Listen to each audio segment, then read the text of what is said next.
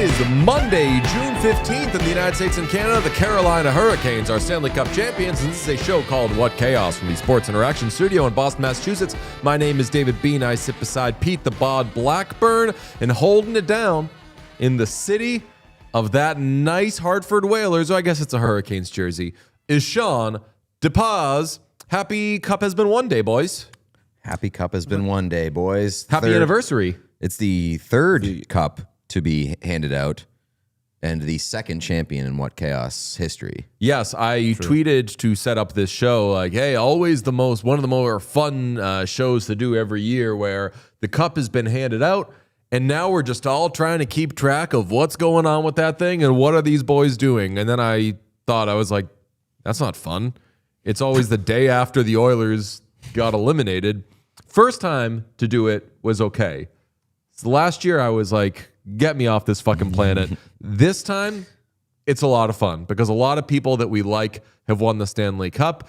A team that a lot of people, including us, rooted against did not win the Stanley Cup. We get to, as I said, kind of try to figure out what the fuck is going on with this thing now that these guys are celebrating and everything, and we can also look ahead to what goes on with any of these teams. But did you get a nice night of rest yesterday, or were you too I was charged? a little too amped up. I went to bed later than I would have wanted, but hey, I feel like that always happens. The sort of the rush of adrenaline that comes with watching a team celebrate the Cup and then trying to follow the live updates from videos and photos and all that. Like, I just like the night of when the Cup is handed out and seeing all the pictures and videos that come flowing through is just unbelievable every time. Even regardless of who the champion is, it's very, very cool to see the Stanley Cup handed out and passed around and all that. I will say, second straight night, and we're going to go through, of course, and we'll set up today on the show in a second.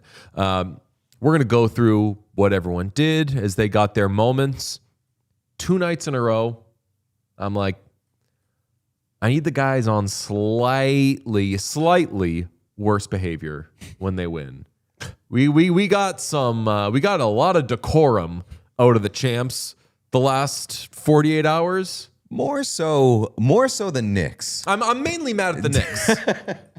The Knicks are just such sweet, polite boys. I'm sure it's the raucous celebration is coming for the Knicks. Like, the parade is probably going to be outrageous. Yeah. But like, Jalen Brunson is too sweet of a boy to really go absolutely bananas during the during the final celebration. I need a little bit of 2011, and it's the 15th year anniversary of the Bruins winning the Stanley Cup in 2011. So that's why I said happy anniversary to you.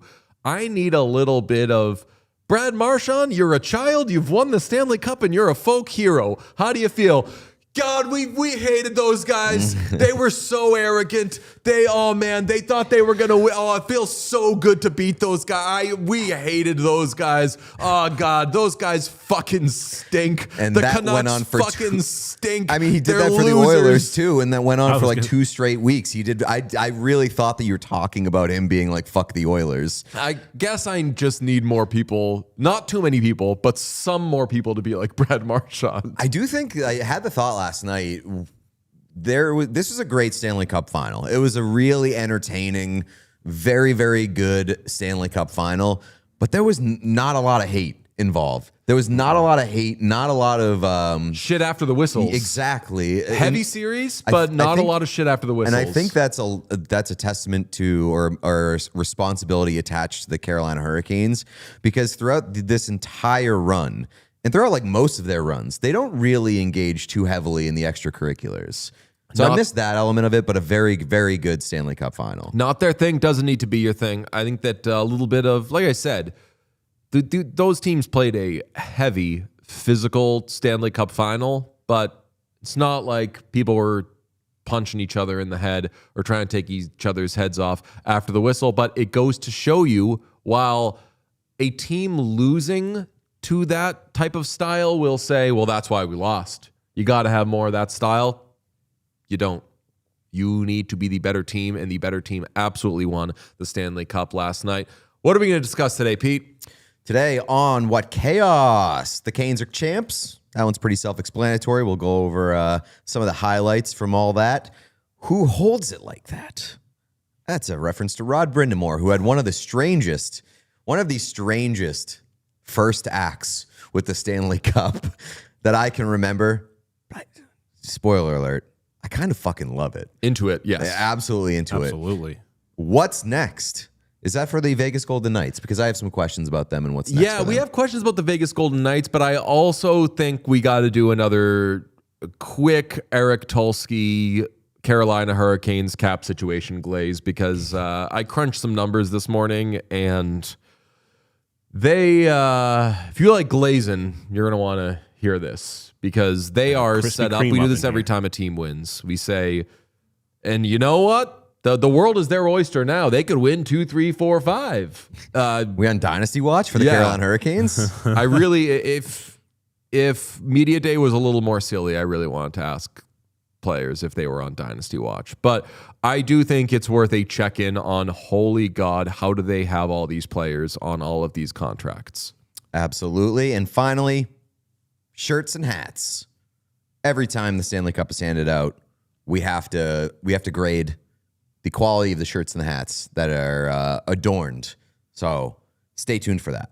I'll tell you what, we don't BS when it comes to the quality and maybe the thought behind the product that Fanatics has put together for hats and t-shirts. We will definitely correct the record when it comes to what people say about their jerseys and stuff, because we think the jerseys thus far have gone well for Fanatics, but we haven't pulled punches on the hats and shirts. I think we're due to check in, though. Definitely. After some of the shit we saw last night, and the commentary may surprise you, but let's talk about the 2026 Stanley Cup champion Carolina Panthers. They have a prolific run. What's Wait, that? what? Carolina Panthers, fuck Carolina Hurricanes. I'm used to saying Congratulations to the Panthers for winning a third straight Stanley Cup. I'm used Dynasty Watch. I'm used to saying the Panthers have won the Stanley Cup on this show, and maybe Yeah, understandable. I wasn't sure. I thought you were doing a bit, to be quite honest. no, maybe I was. My face was probably going to fall off if I had to talk about the Panthers winning another Stanley Cup, but who knows? Dylan Larkin season can be upon us, and we'll see what they do from there. But let's talk about the Carolina Hurricanes winning the Stanley Cup for a change. Their first since 2006, and as the seconds were winding down, we were starting to discuss it made sense for the Hurricanes to win the Stanley Cup. Whenever we would talk about the Hurricanes and the run they could go on, it was, I think, more of a don't forget about the Hurricanes. It makes a lot of sense for them to win the Stanley Cup, but it's a huge I'll believe it when I see it kind of thing. But tell you what, the boogeyman was out of the picture. They were the number 1 seed. They mowed teams down. They lost 3 games the entire Stanley Cup playoffs. Western Conference favorite Avalanche crashed out. So everything kind of looked more and more like they were going to do it. And once they got there, I think we were all like, they're going to do it. They did it by being a very deep team, by getting contributions from like a backup goalie. Brandon Bussey was more of a 1B this season, or even a 1A at points. But 4 players on the Hurricanes with at least a point per game this postseason. Way deeper than the Golden Knights, who had 2 players with a point per game this postseason.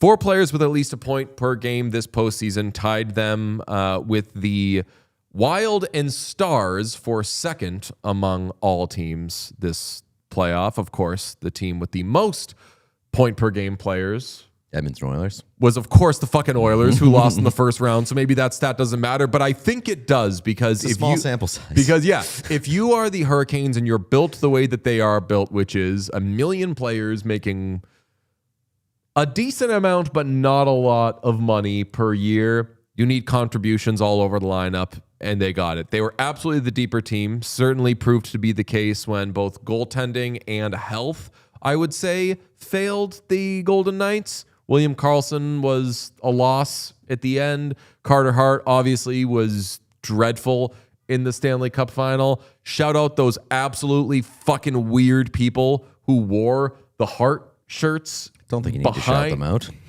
I just need to shout out how fucking weird and confusing it is. After your team lost, you are making sure you're front and center behind Gary Bettman. Confusing as fuck, but Hurricanes are the better team. They should have won the Stanley Cup, and they did. Yeah, and I mean, the arguments about like this team and all the narratives attached to them and why they weren't able to win before, like the fact that they kind of just stuck to their path showed patience and belief, and not only like didn't abandon ship or panic, but just constantly evaluated their team and filled in the gaps over time and stuck to the vision and finally won a cup is very, very commendable. And like the fact that they didn't have to go out and get a massive superstar, which everybody, including myself, said, like, I think that they're going to need a superstar, an individual game-breaking player who can like take over games and give them a spark when things are down. I think that's very cool that they were able to do it without it. I think it's even cooler that like the one guy who came closest to being that for them this season was the guy who is at the center of the Mikko Rantanen trade package, who Mikko Rantanen we thought would be that guy for the Carolina Hurricanes, who like finally, now they have a superstar. Now they have a guy who can kind of pull them out of a hole. No, he didn't want to be there, so they trade him to Dallas. They get Logan Stankoven. Logan Stankoven was the guy for them during this playoff run, who every time that they needed a big goal or like a big individual effort, he was at the center of it. I still believe that Logan Stankoven should have won the Conn Smythe. Definitely. I think that he should have won the Conn Smythe because of the full playoff sample, and keep going back to that goal in game 2. The goal that he scored in game 2 in the third period to spark that comeback and help the Canes win that game and even the series. I don't know if they win the Stanley Cup if it's not for that individual effort by Logan Stankoven. Biggest goal of the entire postseason for any team. Want to hit something that you were kind of dancing on. This is a big check in the box of if your team's really good and you lose, sometimes the move, and I've been on this with the Hurricanes and I've been on this with the Stars, where you're like, fuck, what do they do now? And my answer is usually, this is going to sound lame and annoying, but try again. Like, do not blow it up. Dude, like, I don't even know how the Hurricanes could blow it up, because it's not like they had you got to get rid of this one guy who makes all the money or whatever. Like, it always made so much sense for them to be one of the last teams standing. And at some point, that can and often does break through. Same way I feel about the Stars, where, God, like money, their situation's a little different because they do have more superstars. But if you're knocking at the door and you keep coming up short, you don't know what's going to happen in the other conference. You don't know what's going to happen with the other teams. If the team that, like the Panthers, was always the boogeyman for the Hurricanes, you don't know if guys are going to get hurt there. If you are one of the best teams, every year pretty much one of the best teams wins. It's very unlikely that there is a team like 2019 where, even 2019, you could say the Blues were one of the best teams for a large stretch of that season. Yeah, they were if not the best team, they were the hottest team. I think the Bruins were better on paper. They probably should have won that Stanley Cup, most will tell you. But like the Blues had the momentum and they had the magic, and they rode that magic to a Stanley Cup title. Yeah, so it's rare where in the NHL you say, well, that team, like teams can kind of quote unquote come from nowhere, but there's always an understanding of like why they did it and how it makes sense for them. I'll take my chances with a team that is as deep as the Hurricanes, that just has the horsepower of the Hurricanes. And I don't know why I keep bringing this back to the Stars, but like I feel like, or even the Avalanche, like after they flamed out this year, you're like, damn, what moves need to be made there? The move is try again. You've got a lot of guys, and the Hurricanes right now are proof that if you've got the pieces, even if they've failed a couple of times, it's hard to win a Stanley Cup. 31 teams can tell you that every year. How much do you look into or like attach the path to what the Hurricanes have done? Because that's going to be like the haters conversation is going to be like, well, look at their path. They only lost 3 games, but they played, Ottawa, Philadelphia, the Habs, and the Golden Knights. And none of those teams were particularly like juggernauts. No, but I will say, let's not forget, a lot of people were drinking the Ottawa Senators Kool-Aid in the first round against the Carolina Hurricanes. Like, this is a team that probably because of shortcomings past, which again, I'm like, you're going to the Eastern Conference Final. I know you were getting worked by the eventual Stanley Cup champion, but you were going to the Eastern Conference Final. It's not like you're a team that gets to the playoffs and falls apart like the Jets or something like that. Like, they were almost doing it every year. And yeah, I mean, I think that you could say, but you can do that with teams all the time where you'd be like, oh, this team won the Super Bowl, but that's because the Patriots lost at the Patriots weren't there or something. You can only like beat that. who you play. I think that like the haters conversation will, I think maybe at some point eventually turn to like, how do you rank the Stanley Cup winners? And that's where I think that like it doesn't matter if you're a Hurricanes fan, and it doesn't matter if you're a Hurricanes player. You won the Stanley Cup, and you absolutely deserve to win the Stanley Cup. I think that the haters will be like, oh, well, look who they played. And I don't give a fuck. But they were fucking dominant. Yeah. It's not like they had trouble with really anyone other than Vegas. But even Vegas, shout out Mitch Marner. That boy scored the third goal of that game, and he said, all right, someone else going to do some shit now? Mitch Marner, 1 point in the final 3 games of the Cup final.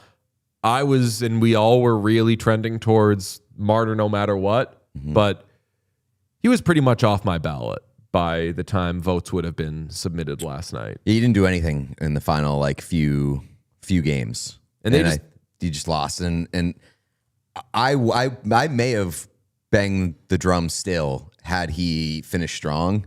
Like, I was on that train because he was so good throughout the postseason. But yeah, he disappeared and he ended up losing it in the last couple of games.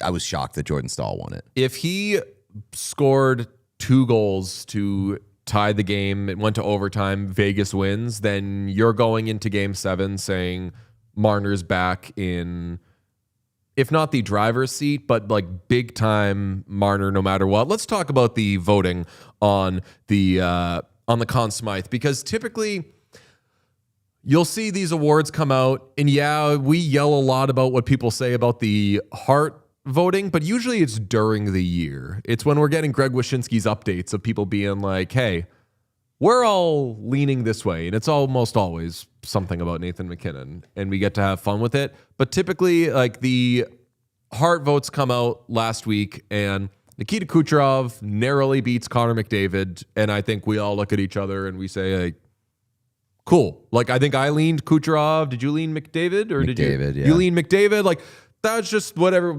Unless anybody was passionately like, I've got a radical Macklin Celebrini take here, you're like, yeah, that's fine. I'm not mad about it. Right. Who cares? The only award that I got mad about was the Jack Adams, because it just literally made no sense to me. Yeah, well, that's broadcasters. They don't know what they're doing. Conn Smythe voting comes out, and I'm like, I hate to do it. I am mad about it, and I do want to talk about it, and I do want to nitpick it. The Conn Smythe voting points via the PHWA. Jordan Staal wins in a landslide with 97 points over Taylor Hall. Shout out our guy. 59 points. Logan Stankoven, 17 points. Mitch Marner, 6. Nikolai Ehlers, 4. And that's where I say this is going to be a big highlighting Logan Stankoven show, because the 17 points for Logan Stankoven, that don't sit right with me, because I don't know if he coined this, but Tyler Yaremchuk said it's 50% what you do in the playoffs, 50% what you do in the Cup final. Jordan Staal scored 1 million goals, 5 in 6 games in the Stanley Cup final. I get it. MVP of the Cup final. But Logan Stankoven, I don't think is far behind Jordan Staal for MVP of the Cup final even. And then when you take what he did the rest of the postseason, being a great second-line center for a team that was kind of on the search for it, stepping in, doing the job that he did, I'm like, sorry. Logan Stankoven was the Conn Smythe winner, not the distant third. Yeah, I mean, personally, I don't know if this is even possible, but I would have loved to see Stankoven get it with Hall and Blake because that line was so good the entirety of the playoffs. But like, if I have to pick one, I'm going to pick Logan Stankoven there. And I'm not upset that Jordan Staal won it. Obviously, he had an unbelievable Stanley Cup final. But if we want to bang the drum that this is a playoffs long award, that doesn't make a ton of sense to me. And we talked about it during the watch-along stream last night, and Tyler Remchuk said, really, the Conn Smythe is 50% the Cup final, 50% the rest of the playoffs. And I think that's an unbelievable take, and I think it's accurate, and I think that Jordan Staal winning is your proof. Like, you can't say that the Stanley Cup final doesn't weigh a lot heavier than any of the other rounds when you look at what Jordan Staal did and look how much he won by. Like, it was a landslide win for Staal. So I think Stankoven should have won. I would have loved to see him split it with the other guys on his line. Chat saying that we're discounting Jordan Staal's two-way impact. That's fair, actually, because I was thinking about like big moments. And I mean, I'd even say that Jordan Staal had more big moments because every goal in this series was precious.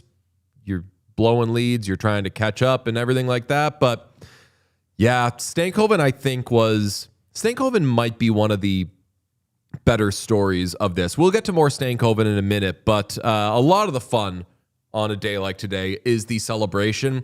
Sean, can you give us the video of Rod Brind'Amour, head coach of the Carolina Hurricanes and now two-time Stanley Cup champion, once as a player in 2006 and once as a coach in 2026, receiving the Stanley Cup? Oh.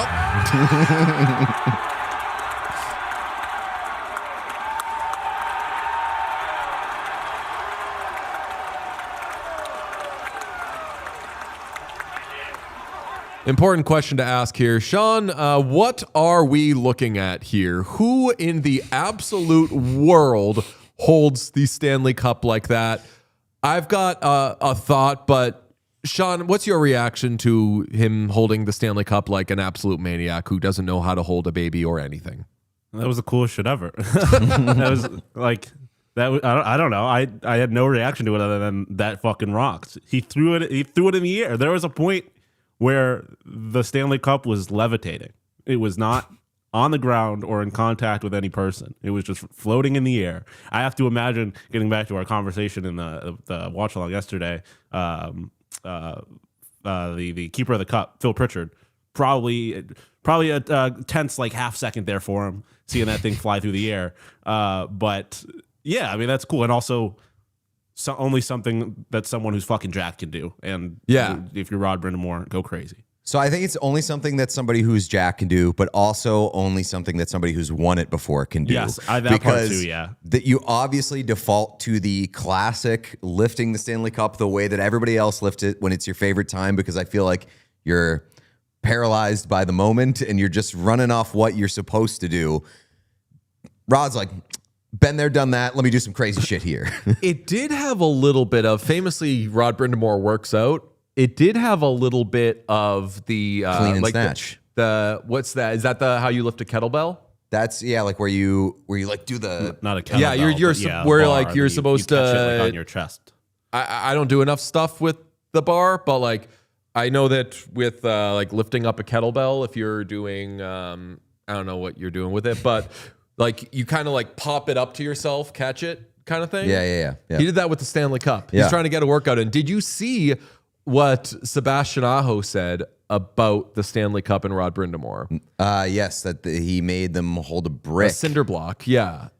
Cinder. I saw a brick. He said brick, but there's video of it. At the Okay. end of their workouts, they would have them, they called it, they told the players it was called like a blue collar press or something, where you take a cinder block once like that, and that's the end of your workout, and you do that. They were telling them to think of blue collar people who are working with bricks and cinder blocks and stuff. All the work, you do that. And Rod Brind'Amour told them at the beginning of the Cup final, hey, I've been having you lift that cinder block. That cinder block is the weight of the Stanley Cup. Pretty cool. Goosebumps. It took 1 second for someone to look up how much a cinder block in the Stanley Cup weigh. Not even close. Really? Yeah. I believe 6 pounds difference. Which is heavier? Stanley Cup. Okay. That'd be so funny if they were cinder blocks Sebastian Aho was all the lifting it same up size? and he's like, this is not the same. And he falls back. If he charred them, where Char lifted it up and he was like, too strong. Huh? You can't get bricks of concrete in different sizes. Well, this is What, you get custom cinder block. bricks? Yeah, you're doing custom cinder blocks.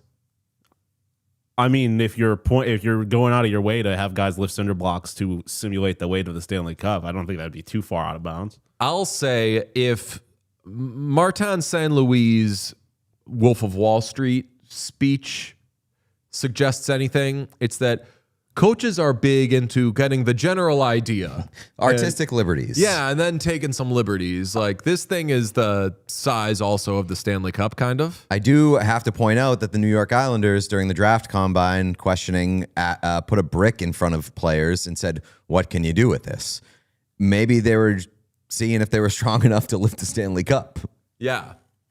I can't tell. Is Sean's question about the cinder block? Well, you were talking about bricks. I think that bricks can be different weight. I think cinder blocks can as well. Cinder blocks, I'm sure, can too, but is there like a general weight for them? I don't know. I'm looking at a Pinterest post from Gambrick Construction, custom home builder in Point Pleasant, New Jersey. For some reason, they have a graphic of how much do cinder blocks weigh, and there are 8 different sizes of cinder blocks. The Stanley Cup weighs 34.5 pounds approximately. And there's one that's 38 pounds and 25. So yeah, I mean, they definitely I'm seeing 28. If you buy just what I'm looking at, which is, let's call it, it's an 8x8 cinder block weighs 28 pounds. And what's the cup? Okay. 34.5. But again, Okay, so that person who said there was a 6 pound difference might be working with the same information. But there are different size cinder blocks. We got to get Chat suggesting that the cup gained a little weight since Rod last won it. Inflation. Yes, possibly. Shout out Rod Brindamore. That He man is the GOAT. lost the shirt in the dressing room as well after the game. People were absolutely loving it. What else do we have on this celebration? Chat's begging for the video of Rod shirtless in the locker room. So I guess give the people what they want. That shirt never had a chance. Johnny said he looks like the Green Goblin, which I found very funny.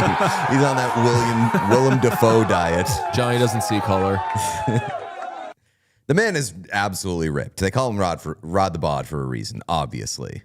Sean, do you also have the picture? You mentioned the cup levitating. There is an unbelievable photo of that in action, and I love that one. That's an incredible photo. That is a sick pic. I mean, they both are. What a madman. So this man last won the Stanley Cup in 2006. You think he's spent the last 19 years being like, if I ever get another chance, I'm going to do some shit no one's ever seen before. I can't believe that when I won it as a player, I did that bitch ass hold it over the head thing.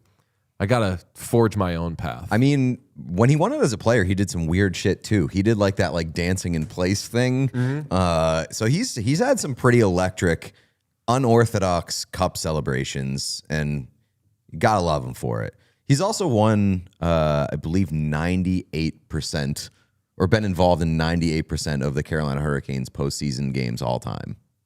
That would make sense. Player and coach. So crazy. And coach. We got Seth Jarvis and his friends. We sure do. That was very, very sweet. I do not have that. We do not. Do we have, let's do, how about the Staal brothers? What a special moment that is. So just down the road, Thunder Bay, big party going on. Mark Staal flying in, all the Staal family, of course. When You it's saw Eric pride. on the broadcast earlier today with a fantastic interview in the pregame show. That's That so magic. good. That family's got to be psychotic. They look like crazy people. I mean, they've had Jennifer, some, when you see that, I mean, what strikes you? they've had some out there opinions. The crank from Eric earlier in the series, that sort of energy, Those boys are psychotic, and I love them for it. Yeah. We talked about who was going to get the Cup second, and I believe it was Sean who said that Freddie Anderson would get it, that there would be like a quick, that Staal would get it and then give it to Freddie Anderson. I think that was you, Sean, who said that. I will take credit for it, but I honestly don't remember. You don't remember who said it if it wasn't you? I mean, I guess it would have been Pete then. No. Is that you? Yeah, it was all me.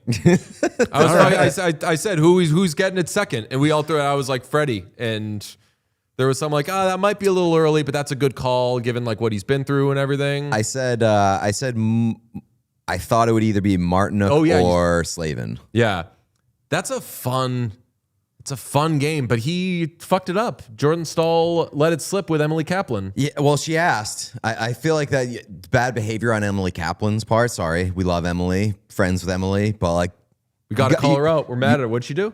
She asked the question. I mean, far be it from us to get mad at a reporter for just simply asking the question, but John Tortorella voice. That's the stupidest question I've ever heard. Let it play out. Nobody wants to know who's getting the Cup second before it happens. Oh, for Christ. That could be the stupidest question I've heard. Let it play out. What if Jordan Staal was like, are you fucking serious when she asked that? Like, you and all of your ESPN people with your not knowing how to say any of the players' names and your clothes swapping instead of breaking down the game like we just want you to. Instead, you're fucking throwing around jackets and hats like it's a fucking Filene's basement wedding dress sale. This is the bullshit you're coming with? Just hit her with a mind your own business. How dare you ask me that? That would be, if he hit her. Mind your own fucking business. This would be problematic because Emily famously is a woman, but he hit her with the. Mad at a woman for doing her job. if he hit her with the DMX, mind your business lady, then we'd be like, be a tough. It'd be a real fumbling at the goal line for the Carolina Hurricanes being the team that everybody roots for. And Jordan Staal being back. Yeah. Didn't last long. He had to, he quoted DMX just at the wrong time. Do you have Freddie Anderson getting the Cup? Yes. Let's do it. Yeah. Freddie getting the Cup? No. Freddie. I have Freddie giving Hall the Cup. We can do, Freddie gave Hall the Cup kind of at gunpoint. Sort of, yes, yeah. Sebastian Aho said, I will kill you if you hand that to me. Sebastian Aho supposed to get the Stanley Cup and instead defers. And this, I think, is a class moment. This is why you watch all this shit for 45 minutes after. Talk about how hard it is to win. Such a physical grind, an emotional grind, a mental grind. In the case of Freddie Anderson dealing with the unspeakable tragedy of the death of his agent and friend, Claude Lemieux. There it is. Awesome shit. Taylor Hall, yeah. number one overall. Very, very cool by Sebastian Aho, the honestly. Stanley Cup 16 years. Played for 7 different teams. I don't know if he whispered won a hard trophy. I didn't do shit. I don't know. I gave him Russian accent, but he ended up coming through. Yeah, but no, he didn't not do shit. Yeah. He just didn't. He didn't do all the stuff that Taylor Hall did. Let's talk about Taylor Hall, okay? Because Taylor Hall has been on this show a couple of times. We're fans of Taylor Hall. Straight up, did not know until we had Taylor Hall on the show. I interviewed him a couple of times when he was younger, but I did not know that Taylor Hall had the passion, took the job as seriously as he does, and I know that everybody's supposed to, but this is a first overall pick who's been on a million teams and has bounced around, and you just don't know. And Taylor Hall cares about this shit so much, wants this shit so much. As I mentioned, 7th team, he wins the Stanley Cup. We had him on last year after he was traded to the, Sorry, I just need to point. I know that Sebastian Aho is Finnish. I said my accent, I made him Russian. So I apologize for my bad Finnish accent. Shout out Matt Friend. Yes. Whoa. This was Taylor Hall with us in late January of 2025, after he was traded from the Blackhawks to the Hurricanes, meaning he was on his 7th team in the Mikko Rantanen trade? I'm so lucky. I have a great wife who's like always down for another experience in another city. So that makes it a lot easier. But yeah, it's just strange how things work out. And it's a good lesson for anyone, really. Like, your career never really goes how you think it's going to go. And like, no matter how high you get drafted or what team you're on, like, this is such a business, and it's even more of a business than when I came into the league now. But you've played how many games? What, 900 games, something like that? Yeah, getting close to 900, yeah. I mean, I remember when you were drafted, if you were to say in that moment, okay, we're going to get to 2025, he'll have played about 900 games, he'll have won a Hart, you'd be like, this sounds about like what the plan was. And then once you zoom in and you start to kind of read each paragraph, you'd be like, what? What happened in Buffalo? Like, all these things. So I don't know. I guess like the devil's in the details. But when you zoom out, honestly, I think it's kind of like you've had an awesome career. There's just been some funny things that have happened. I know. And if you could add a Stanley Cup at the end of it, you'd be like, I don't care what the details are. You know, that's a pretty good career. So that's the plan. You are becoming you're very high on the would like to see him win a cup. Would list. like to see this guy win one. I'm Nice. sure that you're probably high on your own list for that, but and nobody ever wants. I feel like no player ever wants to be on that list because it's always exclusively comprised of guys who just haven't won. And like, they don't want to be on that list. You don't want to be like, I'm rooting for this guy to win the cup, but you're there, man. And there's pity, but I would give you a pity cup like right now. Yeah, and I'm sure you would take like if someone was like, here you go, you'd be like, yeah, 100%. I'm in. No pity cup needed. A real ass Stanley Cup that he gave to other people. That rules. First overall pick in 2010. Hits 1,000 games next season. Won a Hart Trophy. Won a Stanley Cup. Again, you go back to 2010. You say, sounds like a career. Sounds pretty normal for what you'd expect from this guy. And he has to go 7 places to do it. He has to sign 1 million different contracts. He's got to deal with a lot of bullshit. He's missed more time, I would say, than I thought. Like, that he's only hitting 1,000 games next season is kind of surprising. I was shocked before the show to see that Tyler Seguin has actually somehow played more games in the NHL regular season than Taylor Hall has. That's pretty stunning. That is stunning, but now he's got his cup. It's worth pointing out that when we had that interview with Taylor Hall, it was fresh off his trade to the Carolina Hurricanes, and he like, great interview, fantastic conversation, but he did seem a little beaten down, and maybe it was just because of like all the things going on in his life, but I think that he just had the energy of like, another fucking stop, but like, he obviously likes it in Carolina, signed that extension.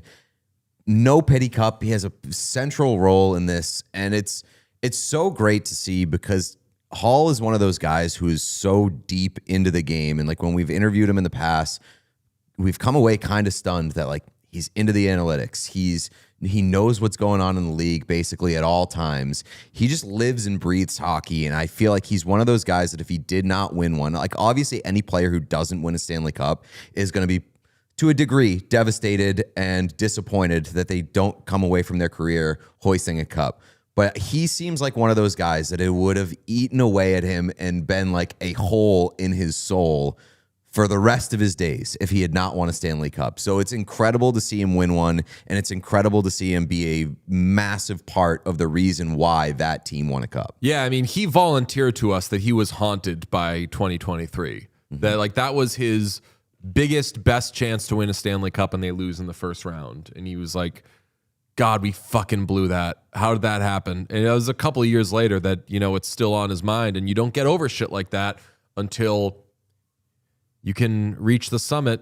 And he does it not just as not in like a Phil Kessel-y way where it's like, yeah, good third liner, sweet, you end up doing it. I mean, HBK line was like, I was going to say, like, HBK line was kind of the Stankoven line of those Penguins teams. So maybe it actually is a good comparison, but Carolina doesn't do shit without Taylor Hall, and certainly without Logan Stankoven, who we're super happy for. That's another one of our guys, supposed to be a core player for the Stars. We had Rich Peverly on our first year, and Pete's like, yo, tell us about Logan Stankoven. I think that guy's going to be a stud. We see him in the Stanley Cup playoffs, gets called up late in the season, kind of has some maybe not quite ready for the moments in the Western Conference Final, but clearly he's going to be a big-time player for the Stars. Gets traded to the Hurricanes for Mikko Rantanen at age 22. Goes to his second straight conference final. Loses. Goes to his third straight conference final this year. Wins. And then wins a fucking Stanley Cup at 23. As not a complimentary piece who will be big in the future. As a driver. Scores the biggest goal of their run. I think everybody agrees in Game 2. And now Logan Stankoven, for maybe the shocking beginning to his career, just given how high event it was, and that Jim Nill said, I am not trading this guy, but then gets the opportunity to get Mikko Rantanen. How can you blame him? Mm-hmm. Stankoven, better off. Gets a cup. Yeah.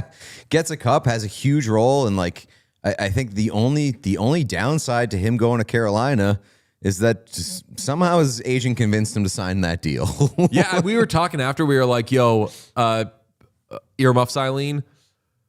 The Dallas Stars must be kicking themselves right now because they're like, fuck, that guy's a playoff dog, and we could have probably gotten him for $5.25. If he signed him for $6 in Carolina, we could have had that guy for absolutely fucking nothing. Shout out Logan Stankoven and Eric Tulsky, who goes from genius with a million patents to blogger to assistant GM to, I mean, everyone's resurfacing his old tweets where like, good news, I'm going to work part-time for an NHL team this year. I saw Blackhawks fans going through it with the general manager interview announcements. Yeah. We have interviewed Kyle Davidson and Eric Tulsky for our vacant general manager position. The one that got away. But, I mean... Any team can say that, though. Like, at least they were smart enough to interview him. Yeah. And then, I mean, Jordan Staal, the oldest Conn Smythe winner ever. 37 years old. Looks like he's fucking 50. Sean, you got something? Well, I was going to say you guys were onto something with the historic Conn Smythe. You were just talking to the wrong guy. I know. Well, given the chance, I'm talking to Logan Stankoven every time, though. I regret nothing. Yeah, I certainly go back, don't blame you for. Thing. I think your prediction would have been that's a much more fun bit than the old guy. No offense, the old guy winning an award. But speaking of old guy behavior, Pete, you said that we should be on Jordan Martinook watch for who's going to be the big time, who's going to be the Brad Marchand, who's going to be the William Karlsson, who's going to be. I like to play the who's going to be the team celebration MVP. Before they win the cup. I'm kind of predicting that. Martinook was my guess. He's a bit of a lunatic, and he's been there forever. So we're off to a good start in that regard because there were a couple of things that came out last night that I was like, well, that's hilarious. The first one, Jordan Martinook got hit with a severe case of cramps in the locker room while celebrating the cup. Big unk behavior. Okay, I'm good.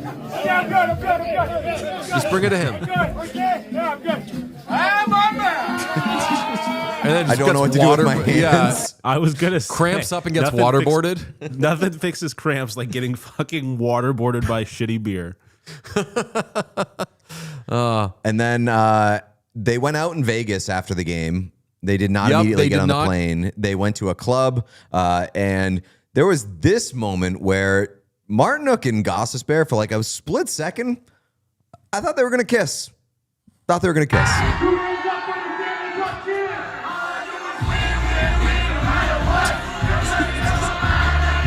mean, they're gingerly touching tips at the very least. That has, like, they might kiss. Can't rule it out. They did not kiss from what we saw in that video, but that's only a small snippet of last night. Fabric of their pants doing, shout out Rod Brindamore, heavy lifting there. Because otherwise, their dicks would have touched. They were I don't think it was locked the in. pants that were lifting. Well, I guess it was the pants that were lifting with it. Shout out pants. Big day for the pants store. While we're talking about clothing, Sean, can you hit us with the t-shirts and hats, please? Because we've slagged some of the ones in the past. This is good. I would say these are above good. These are unbelievable. Excellent. The back is incredible. That's extremely fun. An extremely fun shirt. How do you feel about raise the cup instead? I feel like that's a little too explaining and making it accessible. Just make it say raise cup. I would have said, yeah. I mean, I'm guessing that I think that's what they're going for, but they're like, we'll put in the really small. So I don't think that that's what they were going for, because I think they follow the same format for both. Like they would have these shirts for Vegas, I'm guessing. Okay. But it would have been a nice little nod had they done like the C in a different color. Like if it was the Canes red, so then it would have looked like raise up from far with the Carolina C. That would have been cool. This is a good question the chat asks. Why are they always heather gray? It's just neutral. Yeah. Oh yeah, true. Yeah. Like because they can order them in mass, and that's why. That's pretty good. White shirts will get dirty easily. It's a little easier to mask beer stains on a gray shirt. I mean, if they were doing white shirts though, that could be really fun. Like guys looking like absolute shit in the locker it's like room. when- But then you're getting wet T-shirt contests. Kind of, yeah. Oops. Yeah, Oh no! It's kind of like when I hope painters Rod wear all Brindamore white isn't wearing one and it gets really wet. Well, and then ripped he wouldn't off. be wearing one because it's a shirt. Yeah, saying fuck that thing. So do we have the hats as well? Because the hats were also a big improvement from the license plate ass shit that Fanatics had been putting out in recent years. Yeah, but those ones are also bad. These? I mean, like they're okay. They're not bad. They are bland and inoffensive. These are timeless. This looks like a hat that I have when the Patriots won the Super Bowl in 2003. And that's good, because if I busted that hat out now, you don't know when it's from. It's timeless. I would much rather them play it safe than do something distractingly bad in a situation like, especially for the hats. It's just like That's half fair. the guys are hardly gonna be wearing them anyways. I do like the cup silhouette in the O from Champions. That's a nice little touch. Yeah. That's good shit. Let's look ahead for these teams, okay? Because I've got a bunch of shit on the Hurricanes. If we can just look, Sean, do you have the full screen cap hit wise of...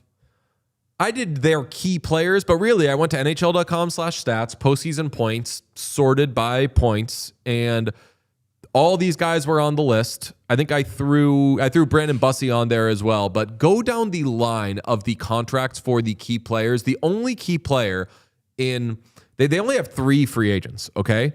They've got 3 free agents. One of them is Mike Riley. One of them is Nick Delorier. And one of them is Freddie Anderson. So Freddie Anderson is the only unrestricted free agent that they have who you could say was like a big contributor to this run. Sebastian Aho, 6 years left at $9.75 million. Nikolai Ehlers, 5 years left at $8.5 million. Andrei Svechnikov, 3 times $7.75. Keandre Miller, 7 years left at $7.5 million. That was a deal that he signed when he was with the Rangers. Seth Jarvis, I believe. Or actually, no, I think he was an RFA. Seth Jarvis, 6 years left at $7.42. Jacob Slavin, 7 times $639. Logan Stankoven, the crazy one, will begin an 8 years times $6 million deal, which, if he's contributing at all as a top 6 forward, $6 million is amazing with that, how that contract's going to age. Not only is he going to contribute as a top 6 forward, he's going to be an awesome top 6 forward. That deal was a steal the second it was signed. And then how about Jackson Blake also, who led the team in postseason points, I believe. 8 years times 5.1. Are you fucking kidding me? Taylor Hall's got 2 years left at $3.16. Jordan Staal, big contributor, Conn Smythe winner, has another year left. He's 100 years old at 297. And then Brandon Bussey, who will begin a 3 times $1.9 million extension. Any thoughts on that before I give you some more information? I thought it was stunning that they signed Bussey to that extension when it happened, and he was not a Stanley Cup champion at the time, and was not a starting goaltender on a Stanley Cup champion in the finals. So that is maybe immediately like the best deal in the league. It's up there. I mean, That might not even be the best deal on the team, though. Brandon Bussey's cap hit next season currently is set to be the 45th highest among goalies. I say currently because a lot of goalies are free agents. Stuart Skinner is probably going to sign for more than $1.9 million, or whoever the top free agent. Bob's going to sign for more than $1.9 million. This man's not going to be a top 50 paid goalie next season.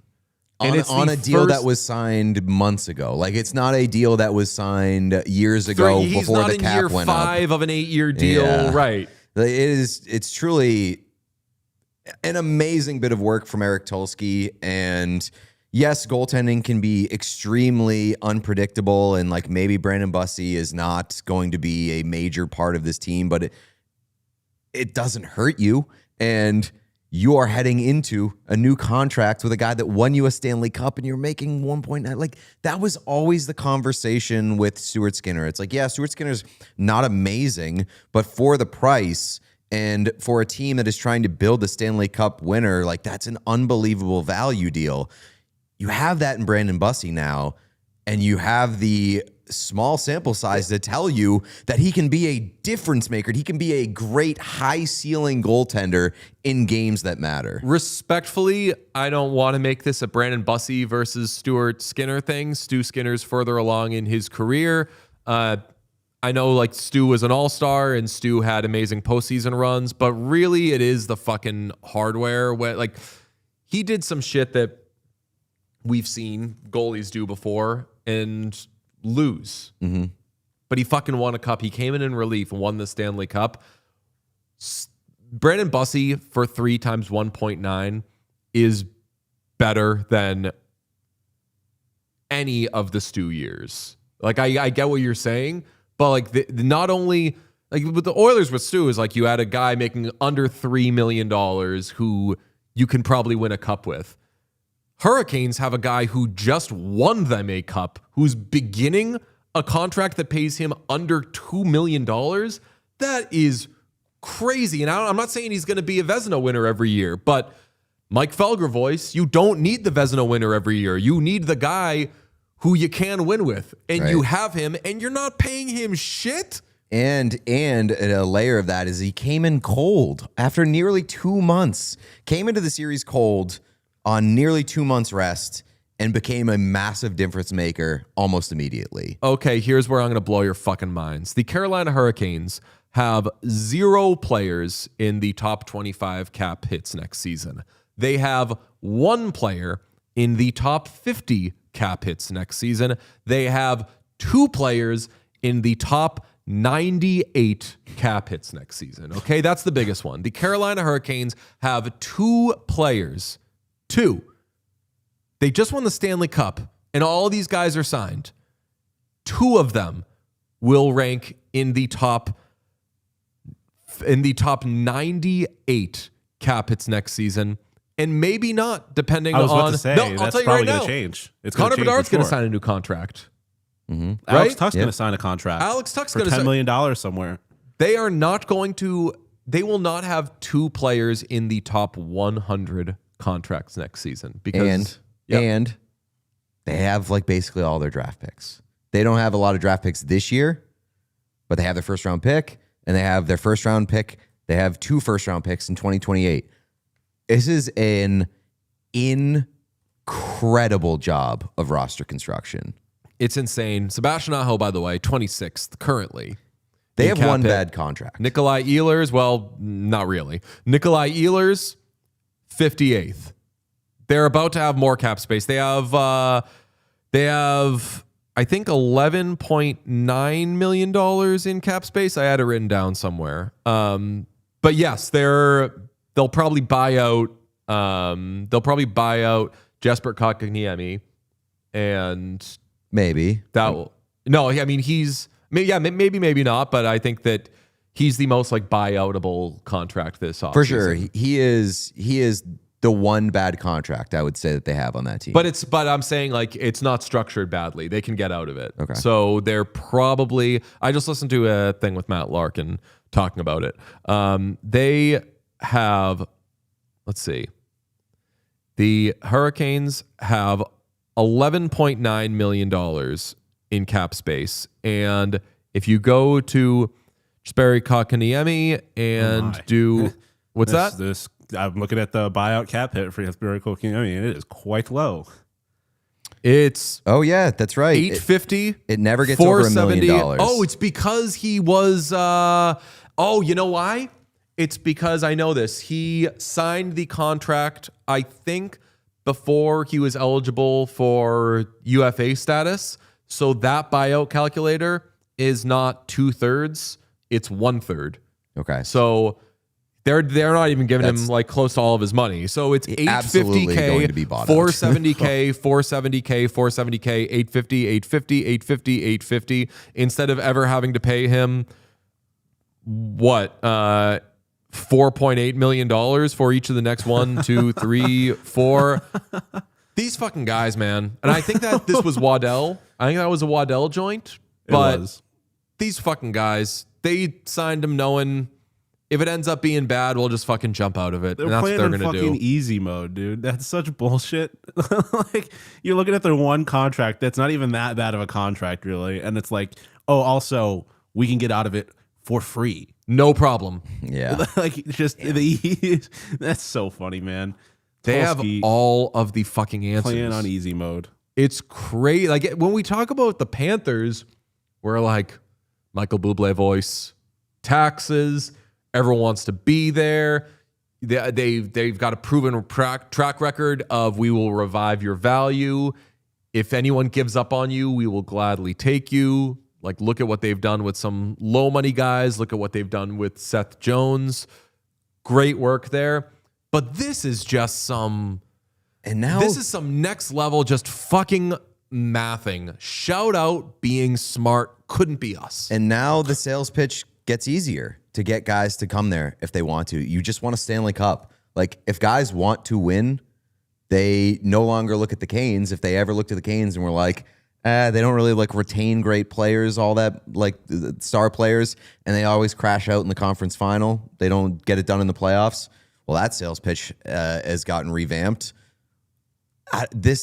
John said it the best. They're kind of playing on easy mode right now. They've not done a goddamn thing wrong. And it's important to note that when we're talking about Stankoven beginning an 8-year deal, significantly underpaid in year 1. Jackson Blake beginning an 8-year deal, significantly underpaid in year 1. Seth Jarvis having 6 years left on his deal. Keandre Miller having 7 years left on his deal. Sebastian Aho even having 6 years left on his deal. We haven't once said an important aspect here. These are all steals now. Yeah. Cap's Right. going up. What does the Logan Stankoven or Jackson Blake contract look like in year 3 of that deal, let alone year 8? Mad work. And now I'll say, like, Hurricanes, you're put on asshole watch now. You don't keep winning. Yeah. What's your fucking excuse, man? You've got everybody, and if at any point you feel like you need to tinker with the roster, you've got all of these really good players who are cost controlled that you can trade. Yeah. And all, as you said, all the picks, all the this picks. cap space. It is crazy. Dude, they need to offer Sheep Bedard. Just fucking do it. For $20 million a year. Just fucking do it. I mean, famously, Tulski had the itch to offer sheet last year. He didn't get to do it, and he said, I'll be back. I just Blackhawks, want you're someone next. to offer Sheep Bedard so bad. That would just be such cinema. it's got to be a tough morning for one Mitch Marner, man, who declined a trade to the Carolina Hurricanes last year, which, like, at the time, I believe his wife was pregnant, so we can't give him too much shit if he didn't want to be traded mid-season. But it's got to be tough to be that guy who said no thank you to North Carolina and then just got beat by them in the Cup final. And now we will never know his secret. Meanwhile, the Vegas Golden Knights hit the new league year with $4.6 million in cap space. As I said, Hurricanes don't have anybody they need to sign. They need to Nikishin. Alexander Nikishin needs a new contract. He's an RFA, but that won't be huge money at this point.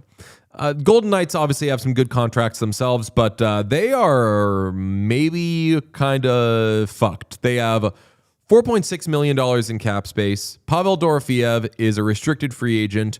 Jeremy Lauzon and Rasmus Andersson among their unrestricted free agents. I think they could maybe sign Jeremy Lauzon with the cap space they have, but they're probably going to have to bid him adieu. They're going to have to bid Rasmus Andersson goodbye if they're going to try to keep Pavel Dorofeev.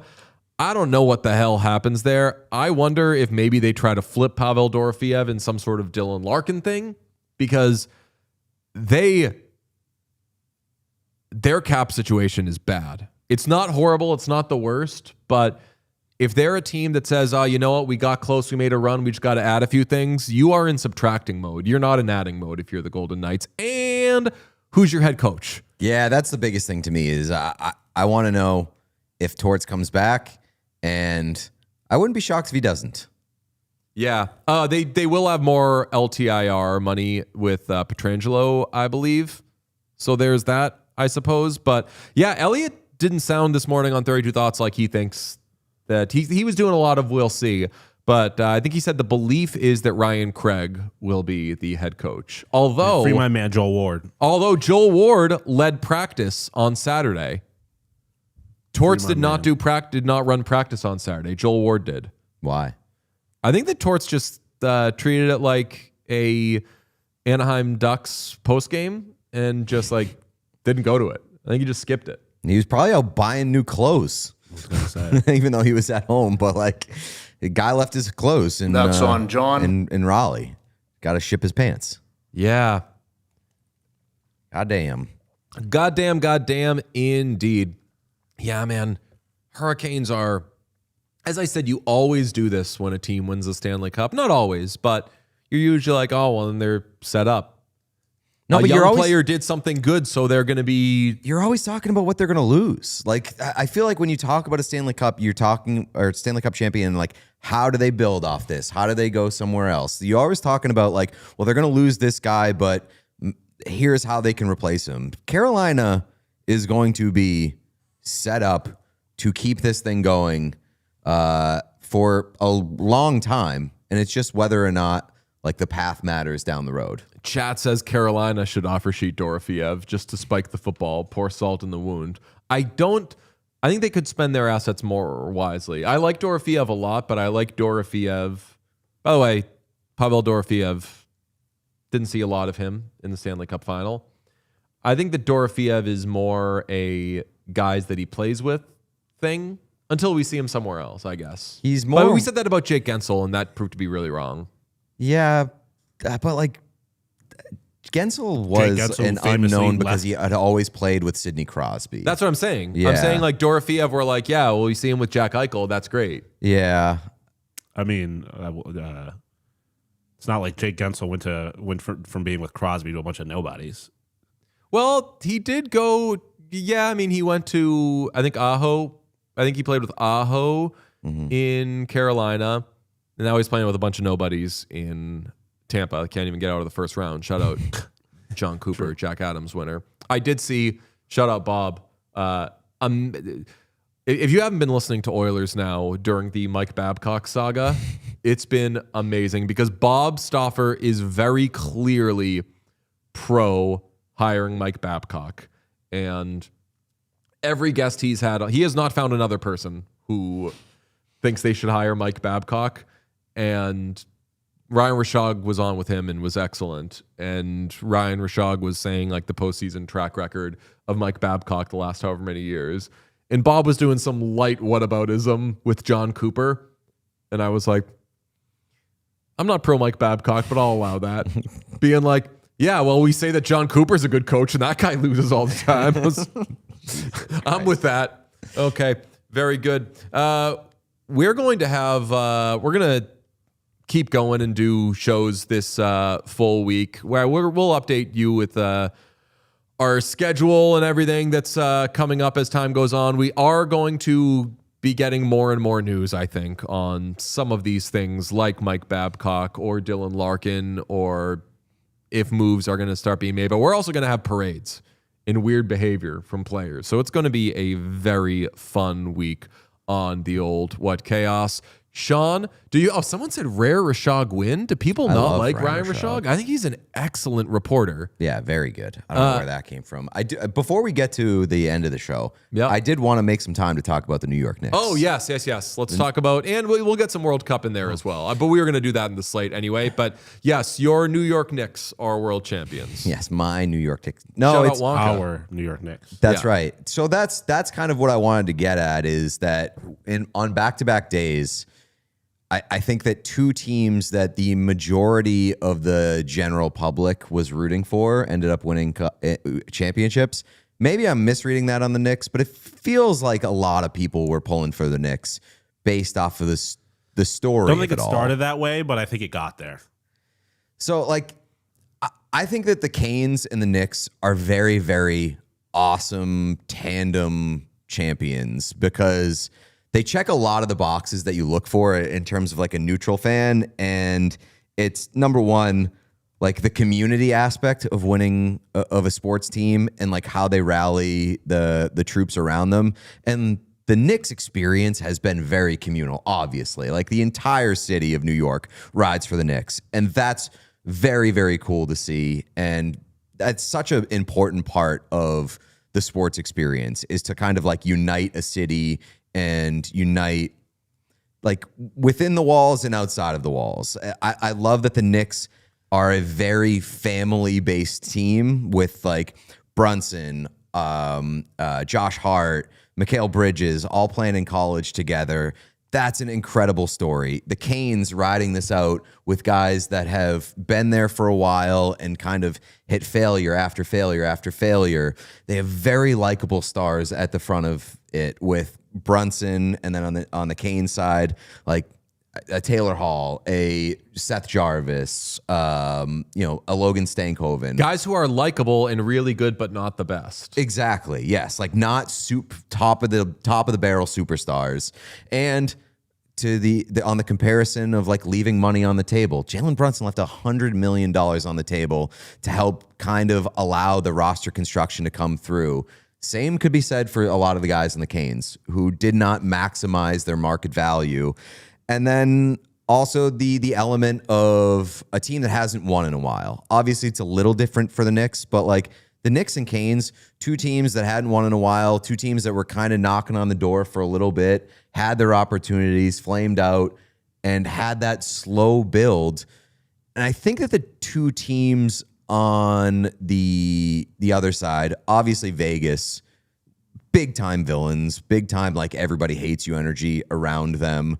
Not so much with the Spurs, but I do think that Wemby emerged as a bit of a villain. Like Wemby's an incredible talent and an incredible spectacle, and I will root for Wemby, just not this year.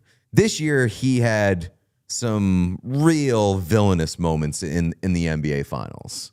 I don't know about villainous as much. Yeah, there was some I would say dirty, some plays. shittery. There was shittery, Yeah. but I think that ultimately, I'm sorry, I look at the Wemby experience more as kind of shriveling in the moment versus like becoming the bad guy. I think both are true.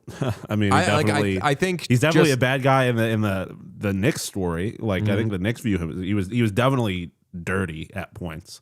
But what I was gonna, it was Shaq and I think Charles Barkley got in an argument about this. Like Shaq said, "You're a big," or no, it was it was Amon Shumpert. He was arguing, like, you're doesn't matter what time, like the times have changed or whatever. Like bigs are supposed to be big. You're supposed to throw people around and be bigger than other people, and that's kind of what he did. I don't think he was out there trying to like end people's careers. So I can live with being a little ratty.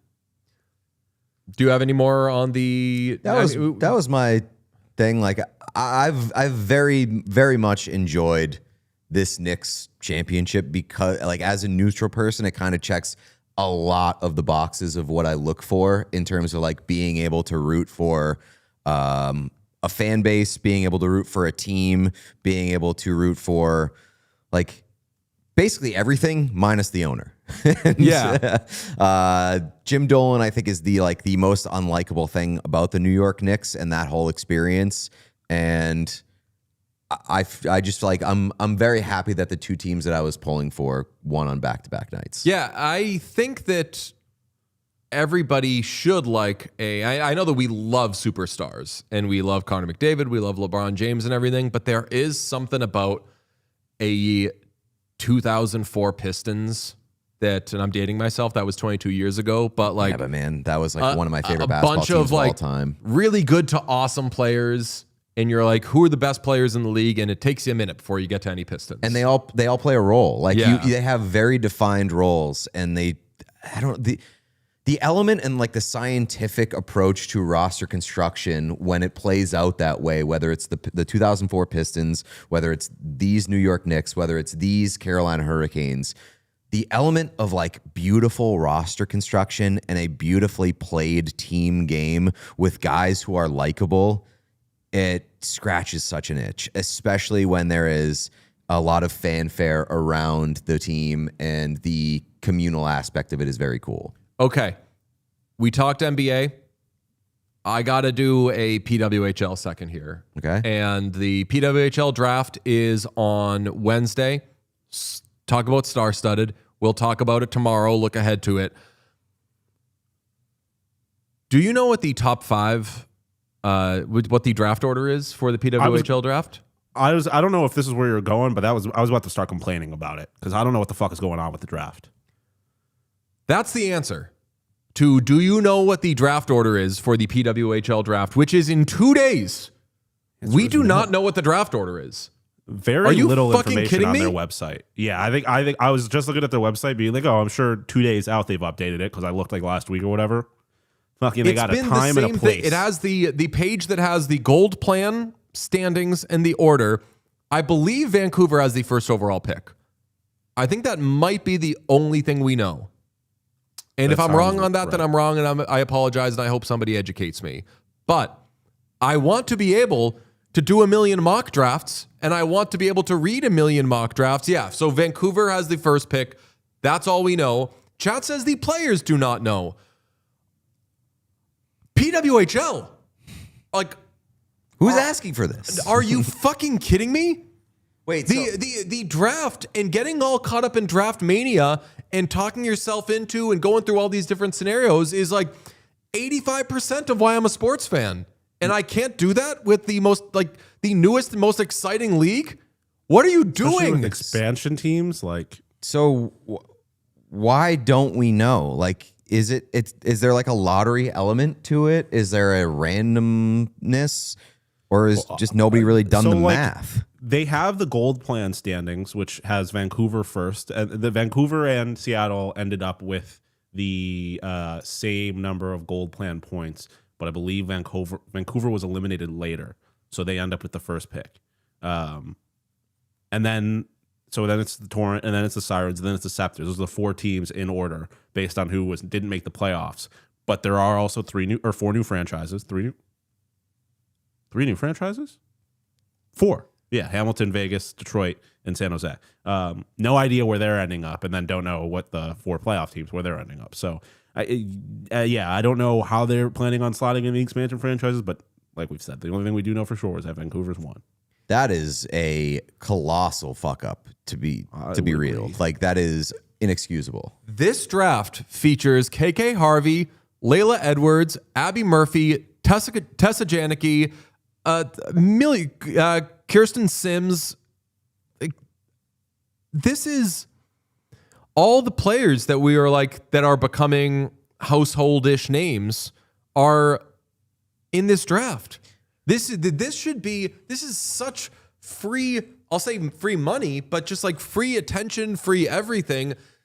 You should be spending, I know that we've had the expansion process, so that's gotten a lot of headlines, but that's been confusing for a lot of people, ourselves included.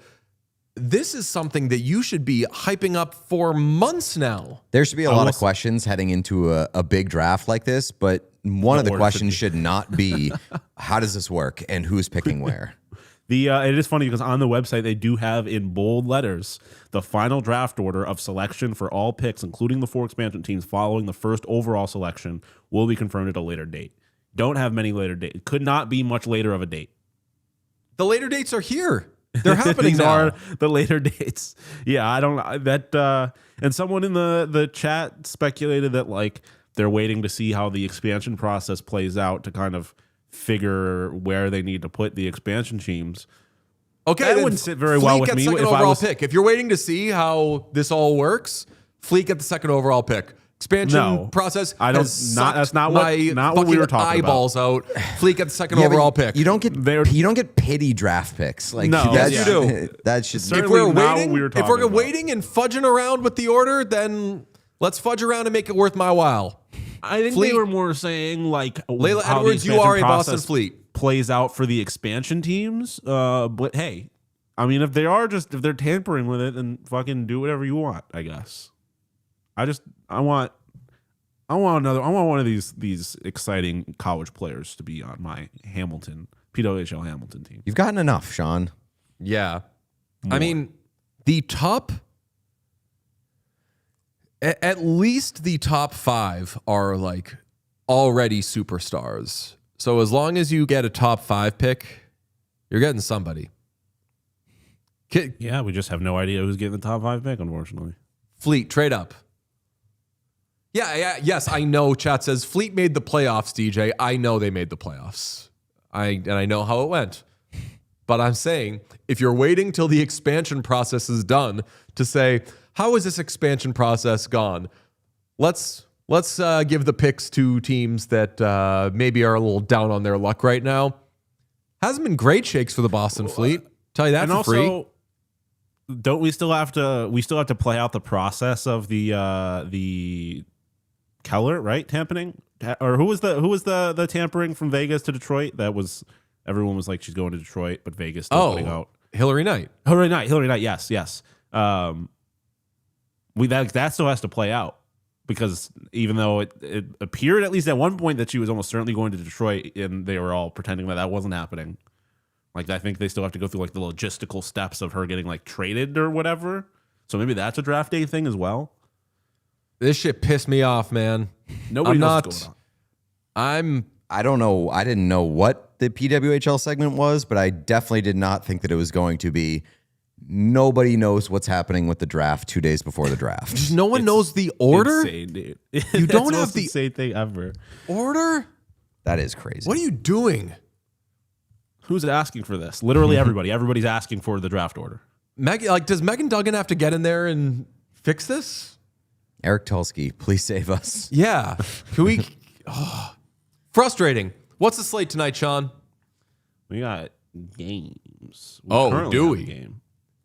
We got Spain versus Cape Verde at Yes. noon. What's the score there? It is in the 60th minute. Woo! 0-0 currently for the Cape Verdeans. So shout out. Shout out Cape Verde. Are you serious? Shout out Cape Verde. Yeah, 0-0 in the 60th minute. They are, and I've had it on kind of second screen, not really watching it. I did see though earlier on, Cape Verde's goalie was going fucking bonkers. Like was just saving everything left and right. So Cape Verdeans are showing out a little bit.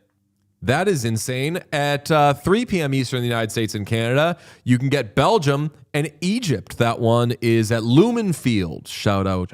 Severance. Shout out Severance. Yeah. And then at 6 p.m. Eastern in the United States and Canada, how about Saudi Arabia against Uruguay? That's at 6 p.m., as I said. And then a little Group G action We got a lot of Group H and Group G My today, G's huh? move in silence like lasagna. Like how lasagna moves. You were telling me about that. Yeah.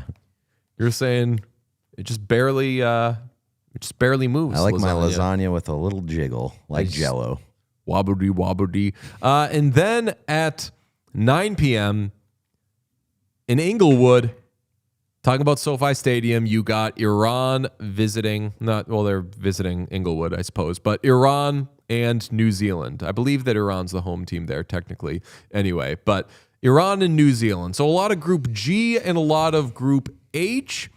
I would say the biggest one to watch is to maybe after the show pop on Spain and Cape Verde. I will be doing that for sure to see what happens there because we've already had a little, shall we say, disruption in the World Cup.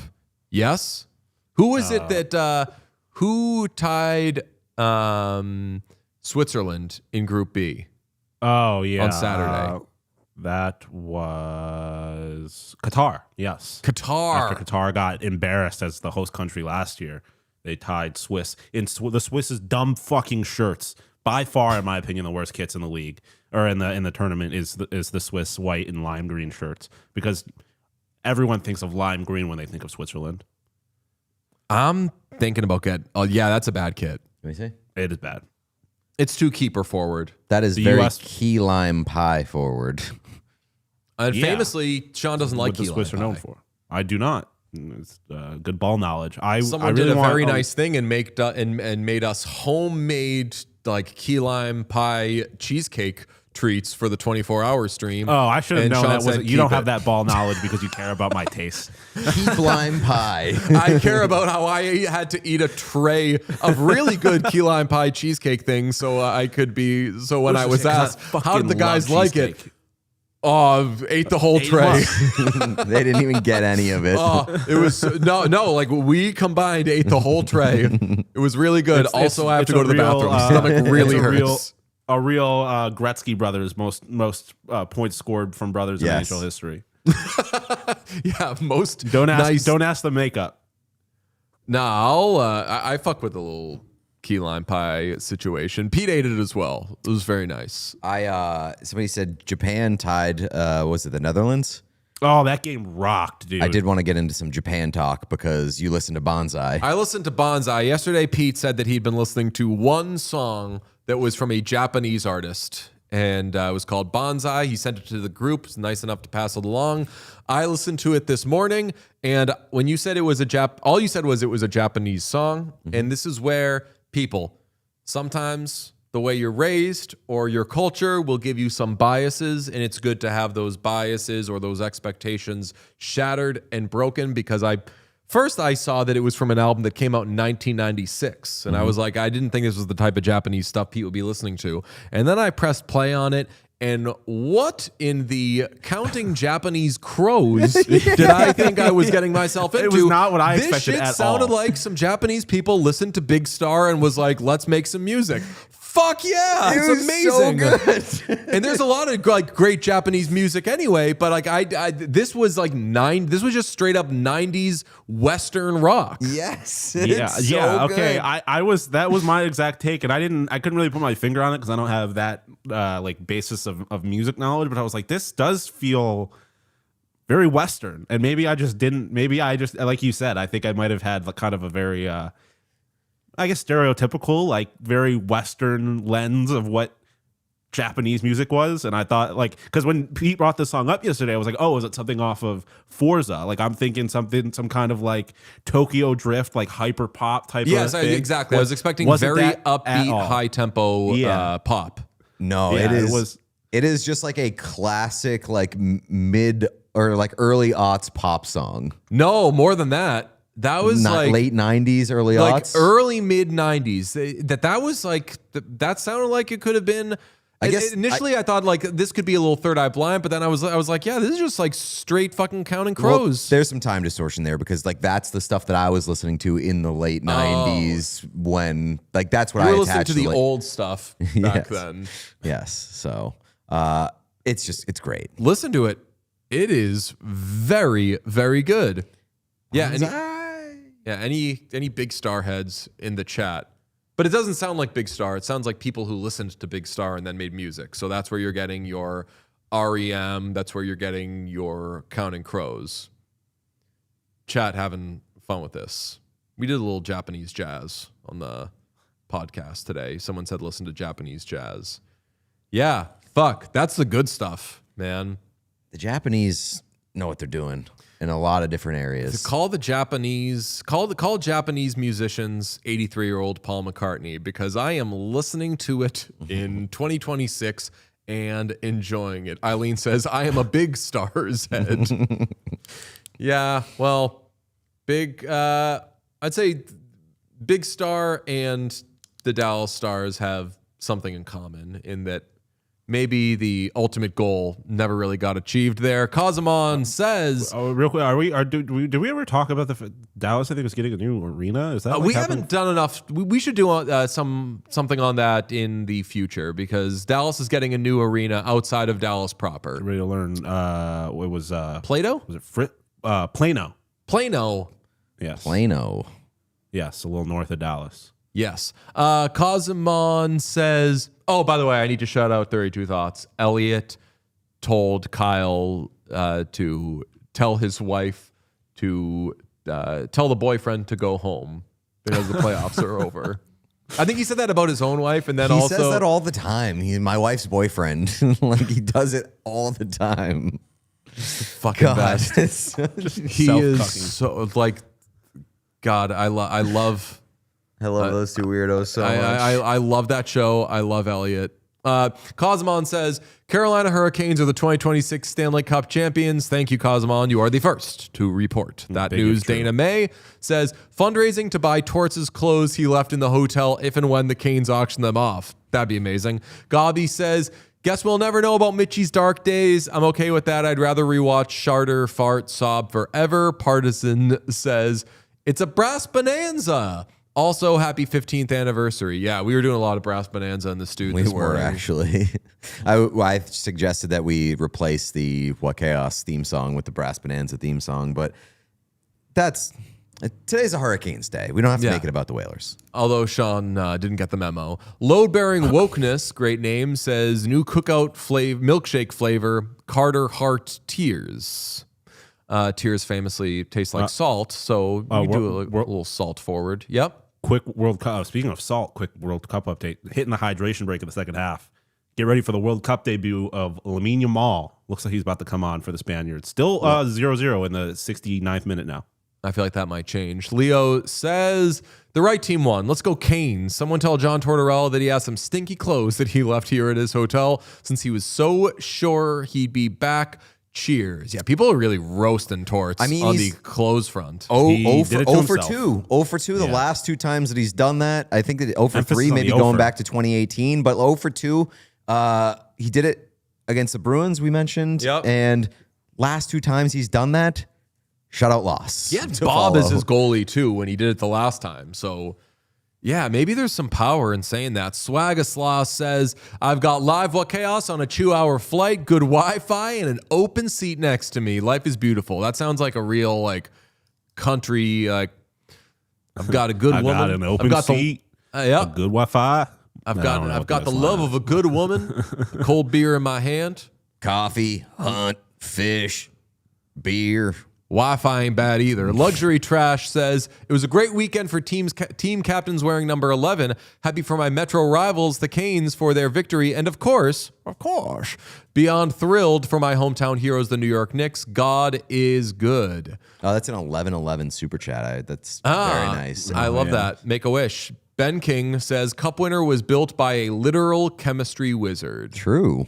That's true. The man knows chemistry. The Magic Dino says, I'm walking for my undergraduate commencement today and celebrating Carter Hart losing the cup. So sending my first super chat.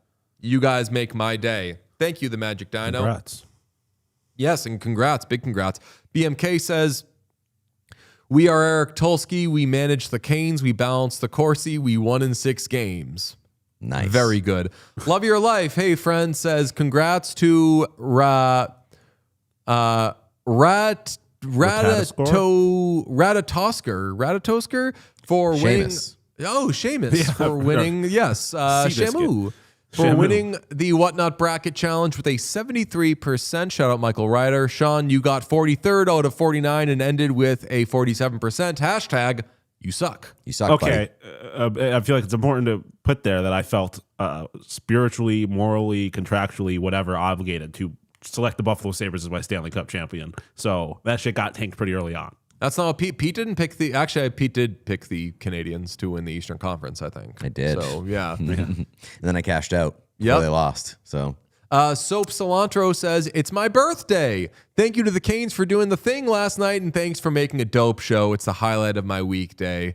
Congratulations on Happy your birthday birthday. and the Hurricanes. Dex Mech says, shout out Point Pleasant, New Jersey. Flower Girl Wow. says, went to the watch party at the Lenny.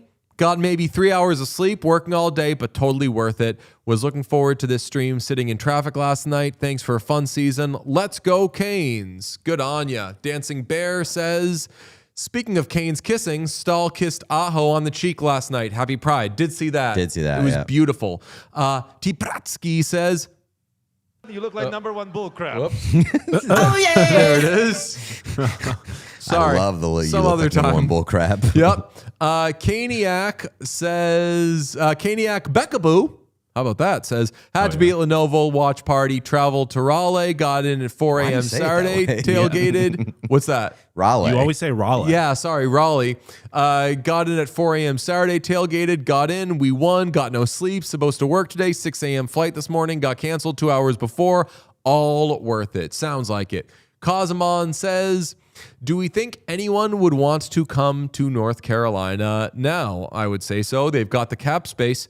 Stephanie Mills says, I feel for Pete and his chair, but am starting a baby cat tree fund.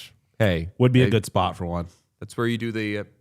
If you got to put your furniture money somewhere, it's a tough decision. I'm with you. Personally, I love Sean and I love Baby, but I don't watch Sean or Baby suffer every day.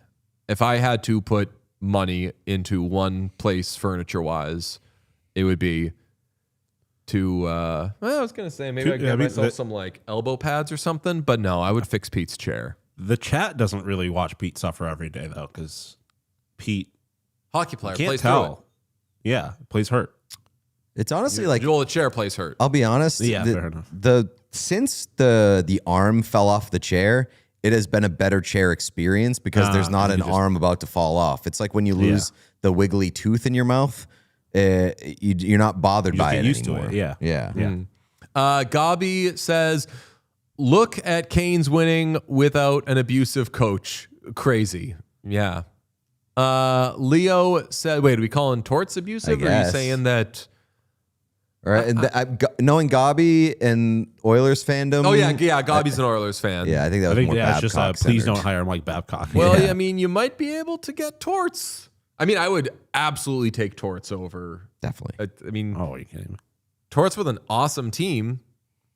And the Hurricanes roster isn't, or I'm sorry, Oilers roster isn't awesome, but like that can be, that can very easily be an awesome team. You just saw what he did with a grown-up roster. Like, the last time that it didn't go well, he was coaching the Philadelphia Flyers, all due respect. He didn't have any Put him interest with in the coaching a Oilers. team like that. Most players. No, he didn't have any interest in learning how to coach a team. That's right. Yes. Leo says most players who come to Raleigh never leave. Never discount the value of the marketplace you move into and how you're treated. Cheers. Cheers to you, friend. Caniac Beckaboo is back. Had to be at Lenny because I was in the building when we won in 2006. I went with my brother, got my merch this morning. I fucking love my Canes so much. Shout out that. Shout out getting the merch as soon as your team wins. Love it. Cinematic Addict says, how long will we get more What Chaos content? Not ready for my Wonka podcast to be done till the fall. We're with you all week. And I said yesterday, all next week as well. Sean, is that correct? No. Okay, I think yeah, our we'll plan start had to always been- adjust next week, but next week is draft week, so we're gonna be with you a lot next week as well. But we'll all off season we will have at least one episode a week plus the Patreon episode. So we are not going away, and you'll be able to get still a good amount of output for us. Kit K says, "Happy Pride, Knicks in 5, 11 and 11. I made a wish. Canes in 6. Very good." Courtney Bit says, shout out to my dad who says he doesn't care about hockey but got up early to watch the U.S. win gold with me and stayed up late to watch the Canes win the Cup. That is great stuff. I Shout like your out dad parents who treating do the- sports shit with their kids. Like treating sports like a puppy that you said you didn't want, that you have secretly fallen in love with. Mimi K says, for any potential Tulski merch production fund and otherwise for the baby cat tree fund. I think we know Eric Tulski well enough to say that he tolerates the cease shit and that we desist do, but so fast. he would cease and desist us, and we don't want that Tulski smoke. Yellow Horned Beetle says, I'm getting myself that bussy sweater, FBI, the bus. Amazing. Zia Long says, can we get Bonsai link in the Patreon or newsletter? Pete will be on it. Yeah. Skeeto Treed says, congratulations, Canes fans. Congratulations, Whatnuts. Knights did not deserve it. They had too much heart and not enough heart. A VGK fan. Shout out, Pride Month. Homonyms. Jesse Larkin said, shout out my new adopted brother, Pete. That's right. I went to Jesse Larkin's baby shower, and his parents said they wanted to adopt me. So Oh yeah. shout out is- to Jesse and his parents. Pete is a nice boy. It's a growing family over at the Larkin household. Yeah. Congratulations to the Larkin fam. Congratulations to all of you for having a fun Monday with us. We hope you enjoyed it as much as we did. We will be back tomorrow. Love ya. Keep watching World Cup and PWHL. Figure shit out. Figure it out. Figure out what you do. Bye. If you enjoyed this video, please subscribe to What Chaos here on YouTube. You will get everything, daily episodes, player interviews, and so much more. It's all here on the What Chaos YouTube. Hit subscribe.